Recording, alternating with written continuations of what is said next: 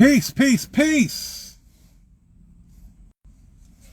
This is your international sales and marketing hitman, your humble hip-hop sales coach, Tiger Toledo. And you already know what it is, man. You rocking with the best, you heard? Happy holidays and all that good-ish. Happy holidays and all that good-ish. I hope you guys had a good, merry whatever. And everyone's safe, everyone's healthy. I wish you guys peace, love, and prosperity in your lives. What's up, Dawn? How are you, dear? How are you, Queen?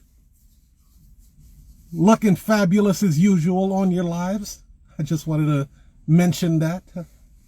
I love your I'm loving your lies, by the way, Dawn. Please don't stop doing them. They are very refreshing. It's a different perspective on the way you see things and the way you approach things.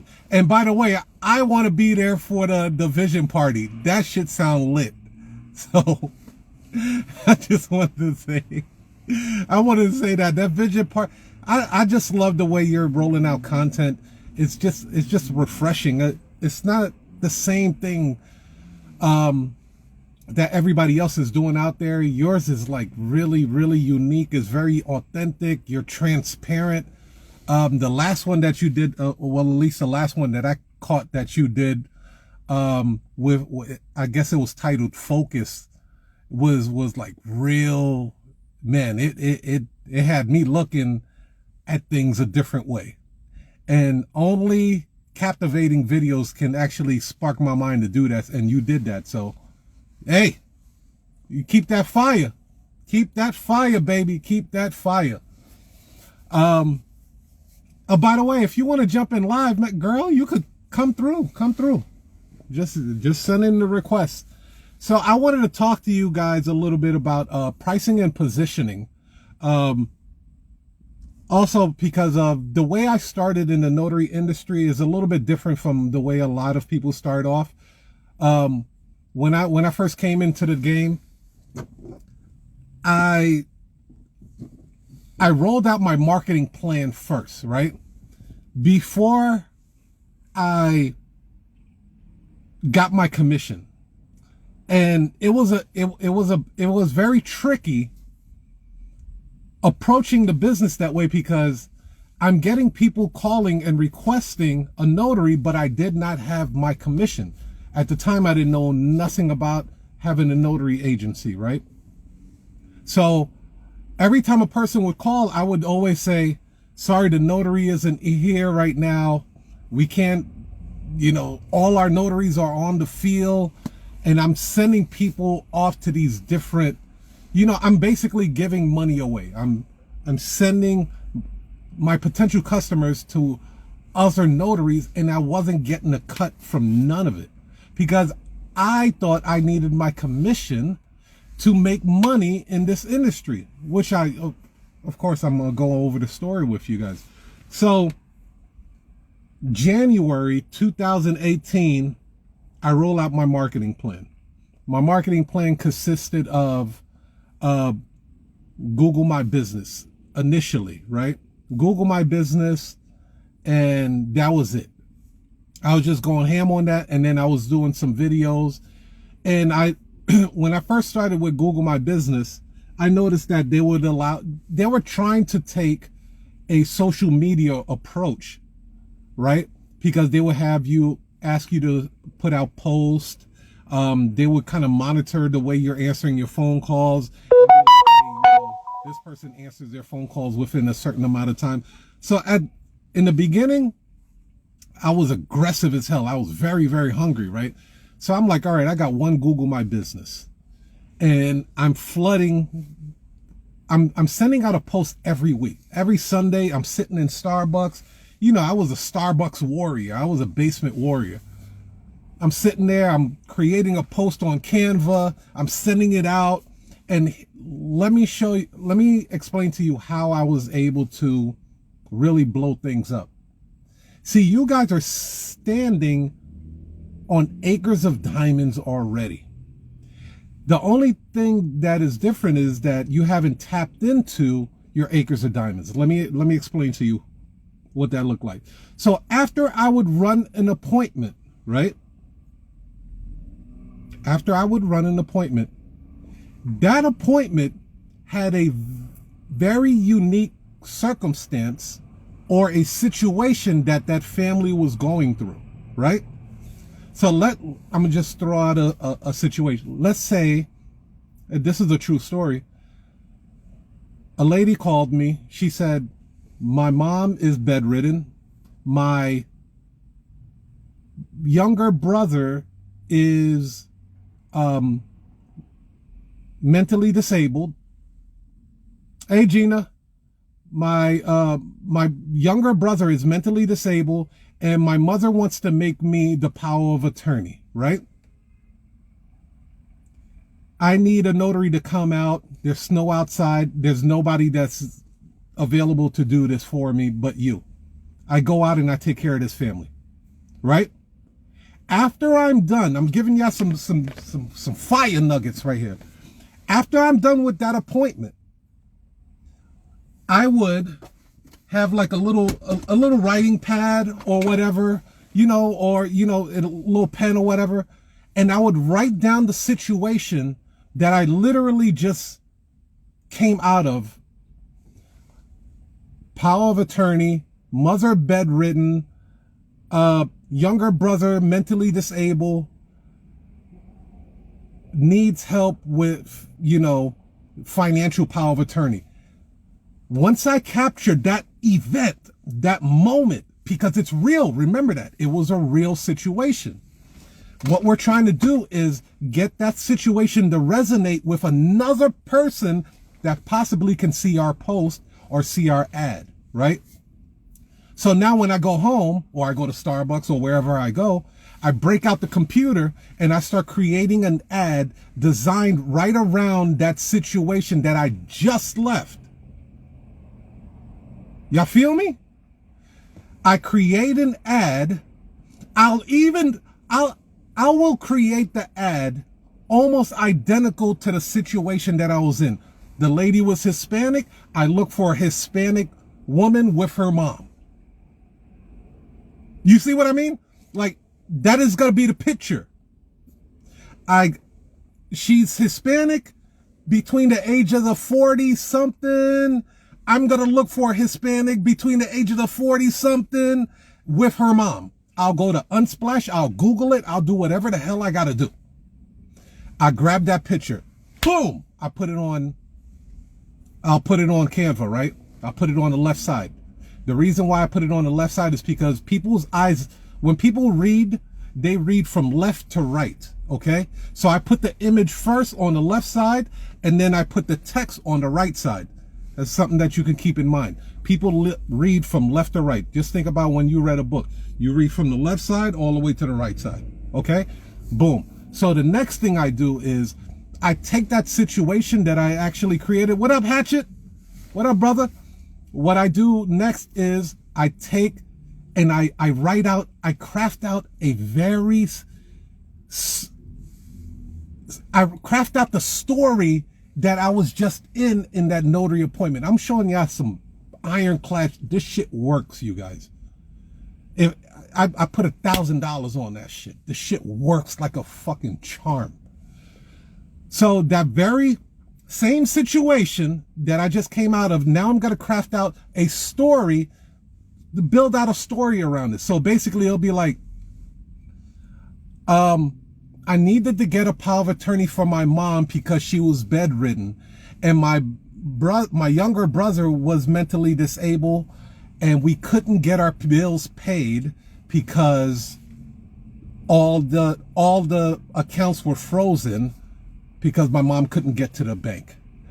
Thank goodness for U.S. Notary Agency for helping facilitate this power of attorney document.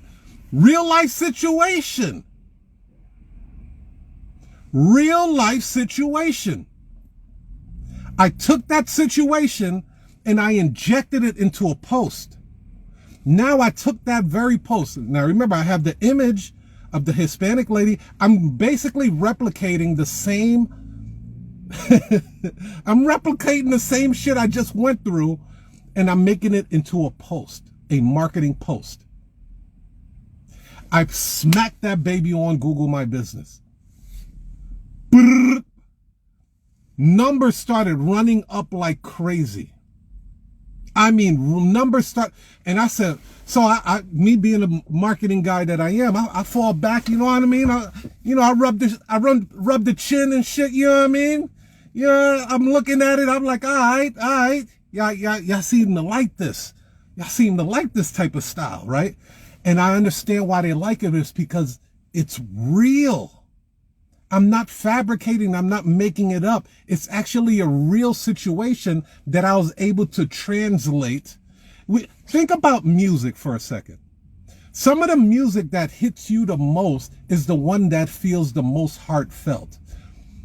When Usher came out with Confessions and, Let It Burn, when he was going through that whole breakup with Chili from TLC, we felt that shit, right? We was like, damn, this nigga's in pain. He was like, you got it bad when you on the phone. Y'all know what I'm talking about. I was with that nigga. I was with Usher. I was like, yeah, nigga, I ain't in a bad relationship, but I got it bad, nigga. I got it bad. Malik, what up? So it's those situations that you can translate, the one that is heartfelt, the one that has an essence of you know what I mean? Like, it has authenticity, it has the realness, it can't be duplicated. It's not an AI that can create this shit. It's real. And you took it and you translated it into an image or a text or a post or a video, and you put it out into the world. Now somebody else that's going through the same situation. Oh my God, my mom is bedridden.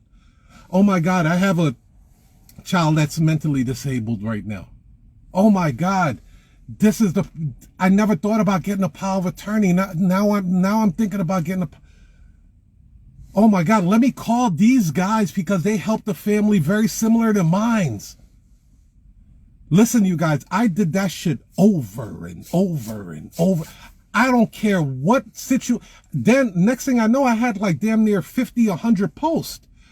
If a person called me from California and be like, hey, I need you to take care of my auntie that needs this. Guess what? I wrote it down and then I created a post all around that shit. I created a post right around that. And it became its own marketing monster. It became a profit marketing monster. Because all I needed was the right people to read that post that was going through a very similar situation or have very similar circumstances that surrounded that situation. That's it.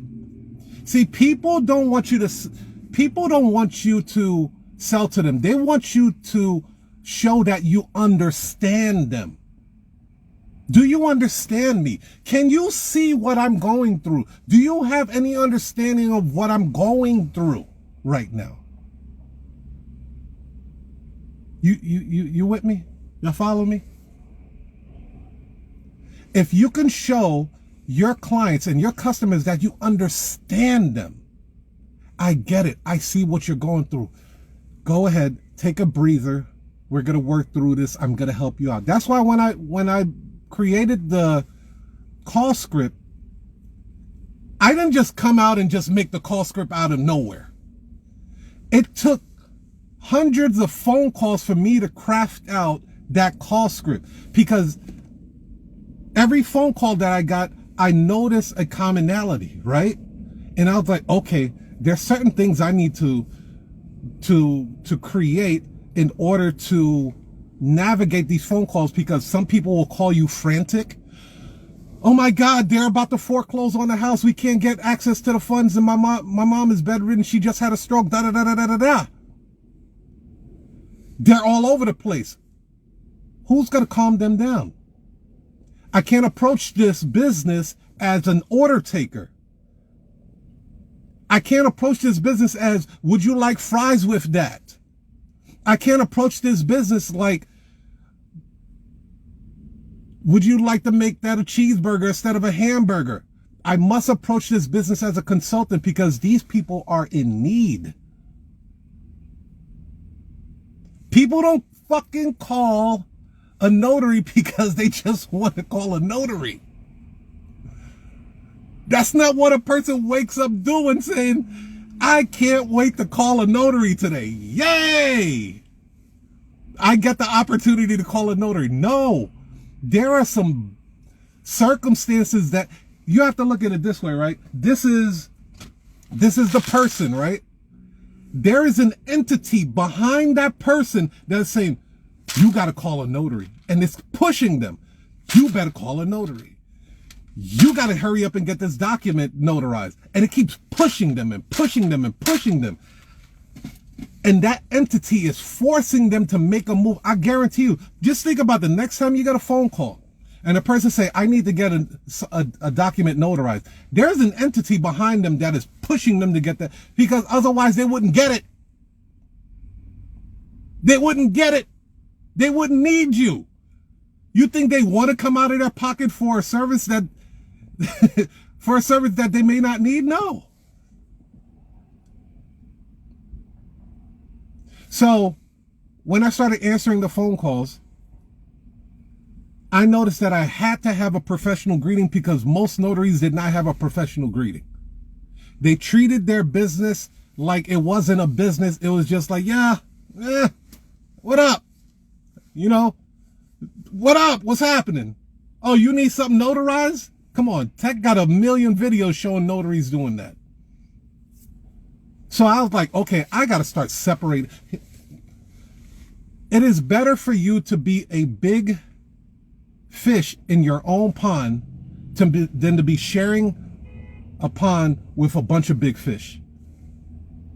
This is so true.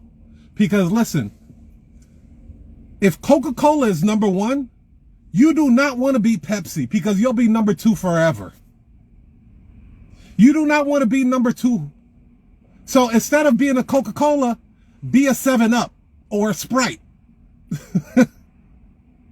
Be 7-Up or Sprite. If you don't want to, if 7-Up and Sprite, or let's say Sprite is number one, you don't want to be 7-Up. Be Dr. Pepper, nigga. You know what I'm saying? If Dr. Pepper is number one, you don't want to be Mr. Pibb. Be Gatorade, nigga.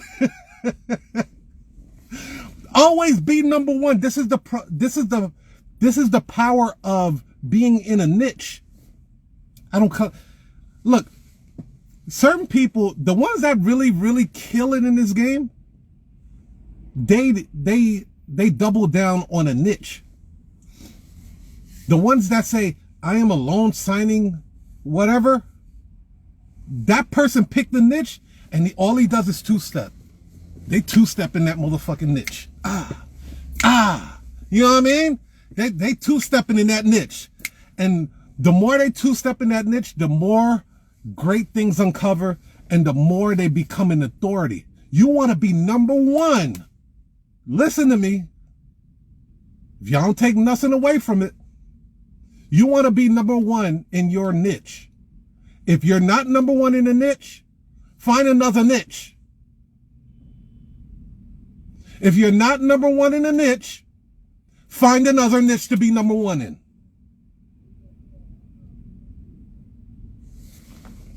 I see some people dropping some heat on here. Hey, what up? What up from Ohio? He said you changed from single moms. What up? So, all right. So I started creating this, now, mind you, when I first started the notary business, I was selling my notary system. Hey, what up, Taisha? I was selling it for $39. I'm talking about travel, everything. I was going to because I didn't know how to price, right? But I knew, like, here's the thing: if somebody's willing to buy your services one time at a certain price, there's going to be somebody else that's willing to spend more. There's always going to be somebody that's willing to spend more. Your job is to hit as high as you possibly can, right? And then you might have to scale back just a little bit to find that sweet spot. You might have to scale back a little bit to find that sweet spot. Let me share with you the clear indication that you are too goddamn cheap. Y'all ready? Let me take a sip of my quad espresso before I go in.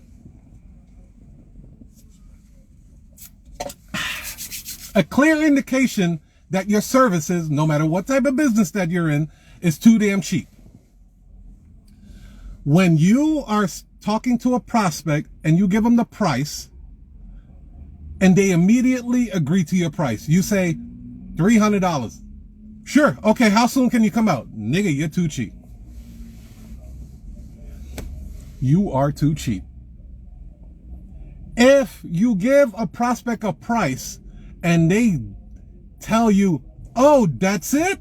Oh my God. You are grossly underpriced. May that person fuck it up for everybody. I'm going to be honest with you. When I was doing the notarization and somebody told me $39, he was like, that's it? You're going to come out? I mean, they running back, they recapping the shit. They recapping my services back to me. Wait. $39 and you're going to come out to my house, notarize my documents, and I could just sit at home comfortably? If donkey ears could come out in real time and a donkey tail and my voice changing when hee-haw, that's exactly what happened when that lady told me that. I said, yes, ma'am, that's exactly what we're going to do. Thank you. You done fucked it up for everybody else because I will never be at this price again. And immediately I went up on price. Immediately, 50%. Boom! $67 now, right? I'm selling at $67. You know, out of 10 phone calls, again, how do you know if you're cheap? If you talk to 10 people and your closing ratio is 90%, nigga, you're the cheapest in town. You need to raise your price up. So I'm getting 10 phone calls. Boom, boom, boom. I'm knocking them down. I'm like, yeah, business is good, but I'm too cheap because I sold 9 out of 10 people. What the hell is going on? Guess what I did? I went up on my price again. So boom. Now I'm at $97 now. I was like, all right, I'm looking for some resistance. I'm looking for resistance. Don't be scared. Don't be afraid to look for resistance. The resistance is what's telling you what the market feels that your services is valued at. Right? So boom, I go after him. $97. Very, very minimal resistance again. I said, you know what? I'm going to shift it now. I'm going to do $97 for one page. An affidavit. Now, I don't want you guys to get hung up on, oh, well, UPS could do an affidavit for $1. You're not competing with the low-hanging fruit. Why are you comparing yourself? That's like me saying I'm a businessman and I'm comparing myself to the homeless man that lives on Lower Wacker Drive. Like, he has no business. Why am I comparing myself? Well, you know, the homeless man, I could give him something for free. Well, I'm not that dude. My business is not on the same light as that dude. So I said, I'm going to make $97 for an affidavit. That's it. Let me see what's going on. Once one person purchases, that means there's going to be somebody else that's purchasing at that price. But if you get multiple people that purchase at that price, that means you can go up on your price again because there's going to be people because you didn't hit that resistance. You didn't hit that resistance yet. So after multiple people were buying purchasing affidavit notarizations for $97, I went up to $129. And then I believe I hit like $150 for an affidavit, a one page. That's it. That's when I hit the most resistance, where I started to see a dip in my numbers. Now I know I found my ceiling, right? I found my ceiling, and it's a proverbial ceiling, right? It's not a real ceiling, because all I have to do is add bonuses and things to it to make it more attractive for me to charge more. But just for the affidavit, for the positioning that I'm doing, 150 was too high. My numbers were close to like a 20, 25, 30% closing ratio. So I was like, all right, let me drop my numbers down. And my beautiful sweet spot in Chicago, because every market is different, was $129.97. I never went lower than that after that. So one page was $130. I know people, notaries, and no shade to them, that are printing out hundreds of pages, FedEx runs and everything, for $65. So I say that to say this: it's very possible to increase your prices. It really is possible to earn more and work less. It is very possible to do it. People do it all the time. So those are tips on how to find out your best price. And this goes for any business, man. I don't care what business you're in. If people are agreeing to your price too quickly, you're too cheap, dude. You don't want to be the cheapest. Trust me. If you see me doing something really, really cheap, trust me, I'm running an experiment. I'm literally running an experiment. Because it's not going to be that price much longer.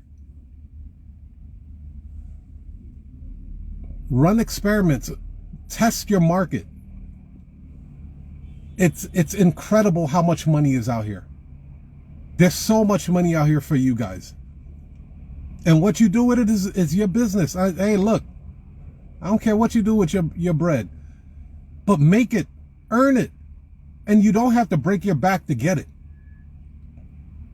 You really don't. So that is why the call script, it's just fire, man. It does what it's supposed to do. Any business that you roll out, I would highly suggest, as you're getting phone calls, if you're getting phone calls in your business, start crafting out a call script. That should be your first thing, because you want to strike with precision. You want to be able to, when every opportunity that you get, you maximize it to the fullest potential. To the fullest potential. You don't want to be like, I hope this call goes well. I hope I'm able to close deals. No, it's like, how many deals am I going to be closing today, and for how much? Like you could start making predictable assumptions. All right, out of these 10 phone calls, I know I'm going to close about 7. I'm looking to be around an average cost price of $178 per sale. Like, it becomes predictable like that. If I was starting my shrimp importing business again, I would have a call script. Thank you for calling TOLEDO International. This is Mark speaking. How can I help you today? You know what I mean? I would start off with that, because I want to give the perception of, like, this is an organization that we take this business seriously. Look at yourself as a Ritz-Carlton, not Motel 8. The phone call is your very first impression that you're going to make. If you have a location and you have a receptionist, the receptionist is the face of your business. That's the face of your business. So you have to put your best foot forward. These people, I call them, to run appointments, and they're just like, hello? And I'm like, you already lost. You already lost. I already, like, you know how, like, when you're at a restaurant and you have a waiter or a waitress waiting on your table, you may start off the tip at 100%. And then as the service goes on, oh, she forgot to bring me my water. Oh, she didn't bring me my ranch. The tip meter starts to go down. You start losing tip points. Now, you're damn near going to tip the person at the minimum 10%, 15%, when you started off at a high level. Yeah, Don, that's dope. Yeah, your receptionist is the face of the company. I learned that because my second job was a receptionist, and they would drill that in our minds. It was like, you are the face of this health club. Health club now. Let me tell you how serious they were about that. Well, guess what? Your ass had to be fit. You think they don't discriminate? They got ways to fucking go around that shit and discriminate. Yeah, you had to be fit to be the receptionist at a health club, because they knew that walking through that door, a person that's thinking about getting a health club membership, they want to say, oh, I want to look like that person. I'm thinking about getting a health club membership. I want to look like that person right there. The person at the front desk. Look at him. Or look at her. Oh, she's fit. Like, you know what I mean? Like, that shit matters. We live in a world where they judge you by your appearance. Yes, they judge your book by its cover. Forget what you heard, man. It's not good to judge a book by its cover. Yeah, okay. Well, people do it anyway.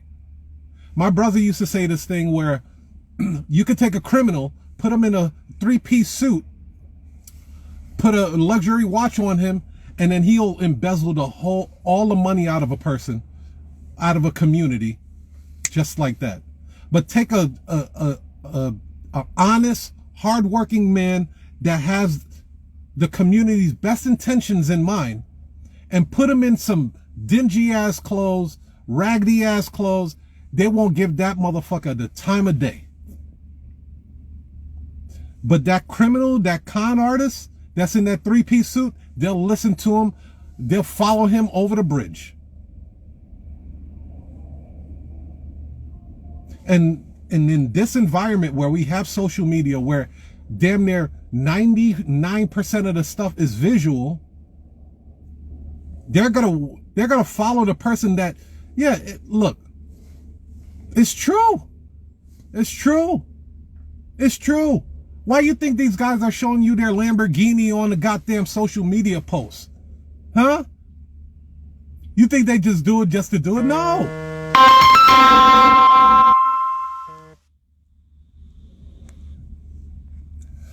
You think they do it just to do it? No.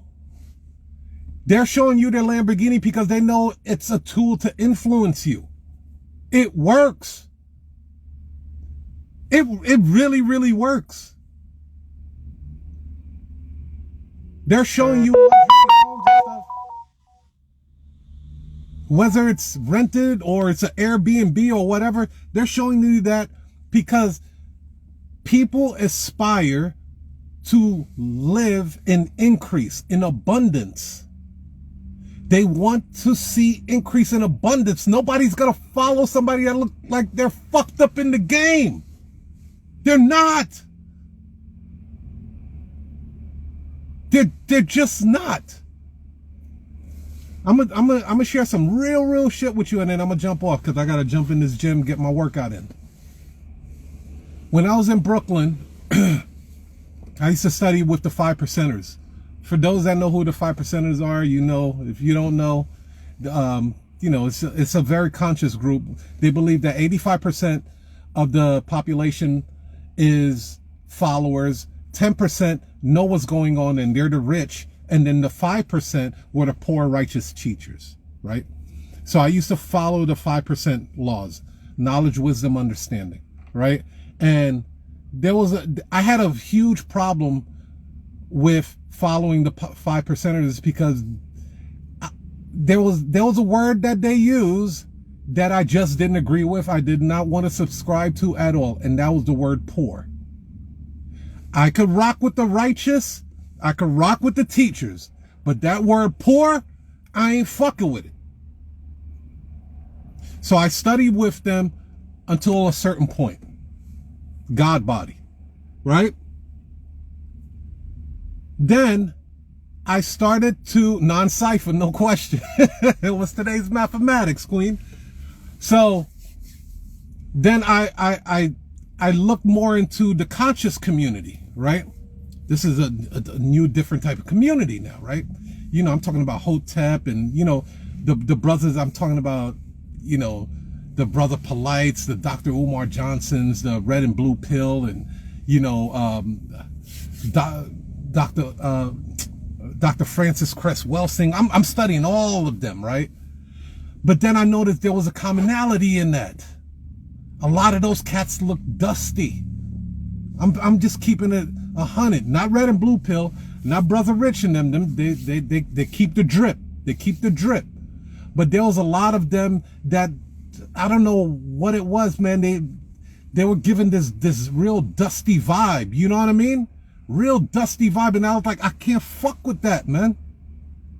I'm not, just because I want to be righteous and I want to be a conscious being in this world, I don't believe that if I'm anointed, I don't believe that I should look like someone that God isn't showing favor to. I want to continue to keep looking fly, even if it's just a white t-shirt and a gold chain and a pair of white kicks. I want to keep looking fresh and fly or whatever. So I couldn't subscribe to that. But now I'm seeing the shift. I'm seeing the shift. I see my boy 19 Keys. He dripped out. I see EYL. I see them dripped out. They looking fresh. They looking. I was like, that's what was missing. I see Wall Street Trapper and all these guys, and I said, that's what was missing. That's what was missing. Being a person that comes from marketing, I understand that, yo, you gotta look like what people want to aspire to be. Even if you can showcase it by time. I'm not punching the clock no more, so I can show that, hey, look, I'm going in the health club where people would be at work breaking their backs or whatever, you know what I mean? And be like, I have time freedom. That's a luxury. That's like, okay, I want to be there. I want to be in that space. What does it mean to like have a certain amount of income coming in where you have your freedom, you have your time back? Yeah. Red and Blue Pill, no question. Yeah, them my brothers right there. I love them, man.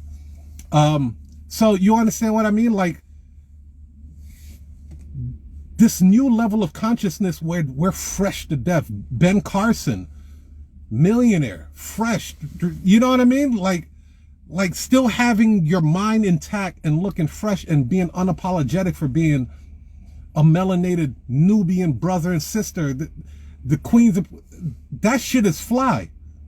But it's hard to really absorb information when a person don't look like they're doing so well. Like they having a hard time paying their T-Mobile bill. You know what I mean? Like they sleep in that different girl's house because they don't, have a stable place to stay. And then you're going to turn around and tell me that, I'm God body. I was like, you're going to teach me about being God body and you're fucked up in the game right now, B. How does that equate, brother? So this is the same type of business. I hope this resonates with you guys because we have to play the game in order to change the game. If perception is what people look at first and foremost, let's make sure our shit look fly as hell. I want us to be desensitized to what black excellence look like. To like, it's expected to look that damn good. It's expected to look that damn fly. It's expected to be rich. To have means, to live in abundance, to be happy. I want it to be so desensitized in us that it's like, it's a normal thing. Like, what are you talking about? Like, of course he's supposed to be in a fucking Lamborghini. It's black excellence, nigga.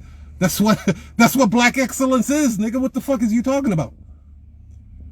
We see it so much that it becomes the norm.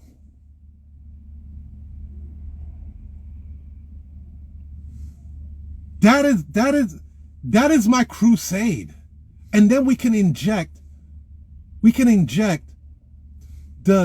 mindset that we need, the creativity that we need to be. And we make you guys see it. My melanated brothers and sisters, there's not a thing on this planet that we don't touch, that we don't make better. It's not a thing. Do you know that hip hop is the greatest marketing tool known to man right now? It is. If you can get a hip hop artist or celebrity, but specifically hip hop celebrities, to endorse a product, do you know that shit is gonna sell out in stores? It's documented. It's literally been documented that if you want to sell a lot of products, find a hip hop artist. I didn't say R&B artist. I didn't say, bluegrass artist. I said a hip hop artist. If you want to sell out, and listen, most people didn't even know who Balenciaga was until Kanye started touching that shit.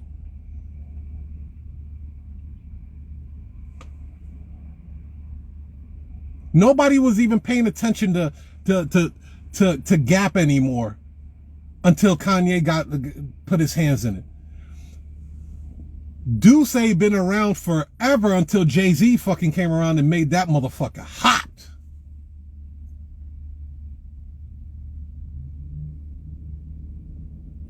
Anytime you want to sell out in something, they know that hip hop has become one of the most powerful marketing machines for any product, period, now.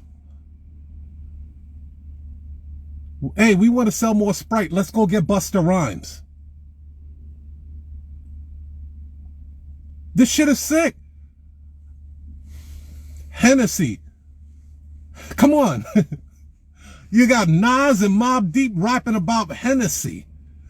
Hennessy is flying off the goddamn shelf. Now you go and they got Hennessy behind a case. You can't even grab it off the shelf anymore. Motherfuckers is stealing Hennessy. We just make shit hot, dude. It is our God-given gift. We just make it. Like, you want to talk about the Midas touch? We got the damn Midas touch, man. This shit is sick. I give it to, the other groups. They know how to organize and do some stuff, but we getting that down too. We're getting that down too, my boy. We getting that down too, my boy.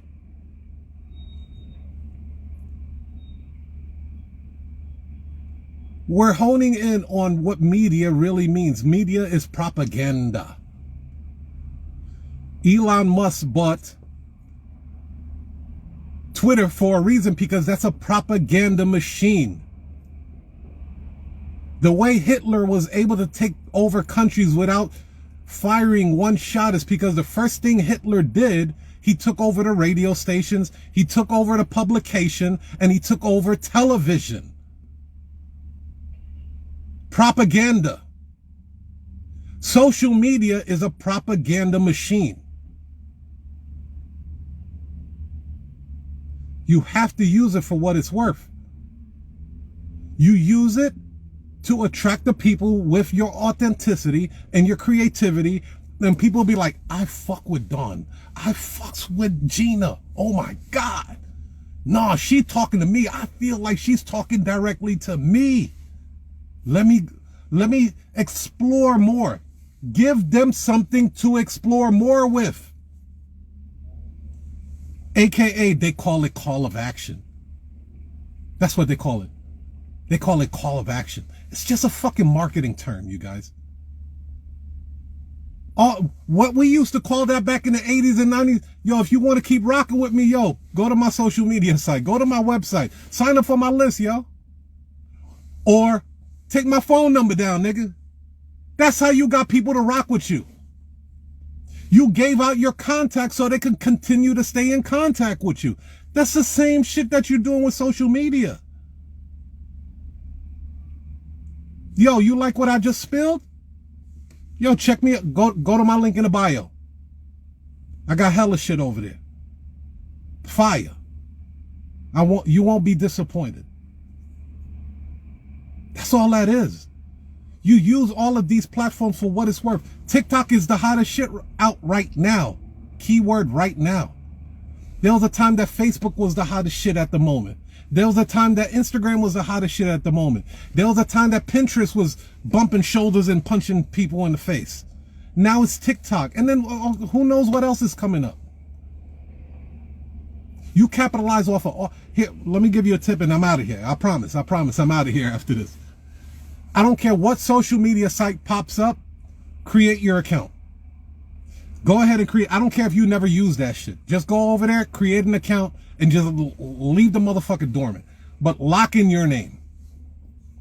Lock in your name. If Notary Zone Lady is going to be your handle on all platforms, if there's a TikTok and it is a tic-tac-toe, go to tic-tac-toe and lock in that name. Ha!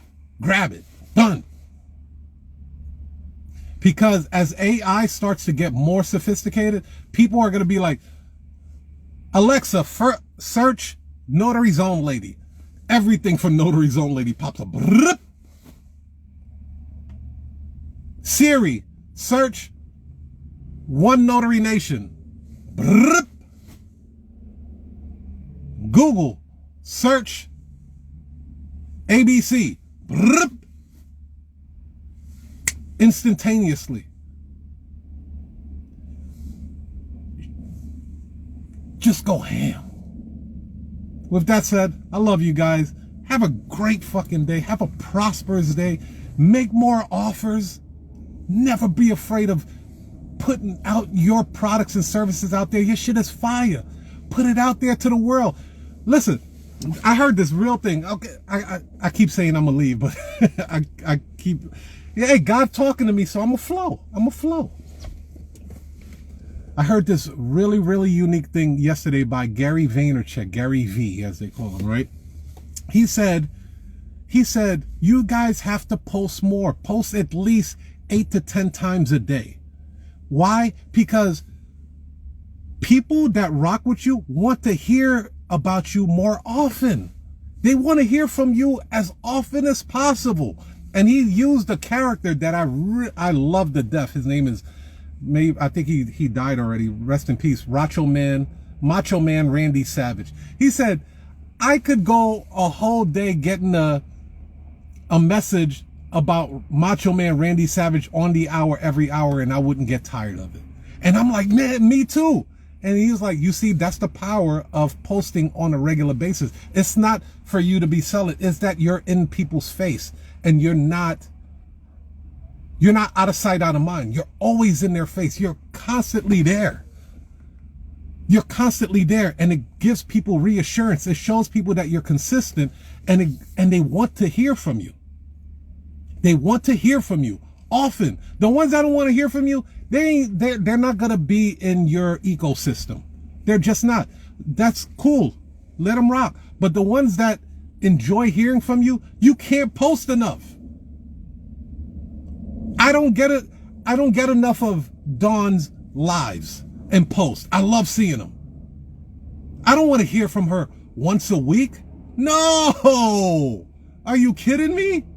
I don't want to see Gina's beautiful face on a flyer just once every 2 weeks. No, I want to see what Gina got going on all the fucking time. I want to see what Dawn is rolling out all the time. All the time. You understand? People that rock with you want to hear from you often. That's like your mom calling you. You're not going to like, Mom, I don't want you calling me so much. No, Mom, call me whenever you want to call me, Mommy. It's like your best friend, like, I'm only going to call you once a month. Nah, nigga, call me whenever. We cling, nigga. Like, let's go. Your peoples want to hear from you often. Post minimum 8 to 10 times per day. 8 to 10 times a day. You can go get buffer.com. They'll let you create your account for free and run those numbers up 8 to 10 times a day. I guarantee you your numbers are going to go up. Promise you. All right, I'm out. Peace.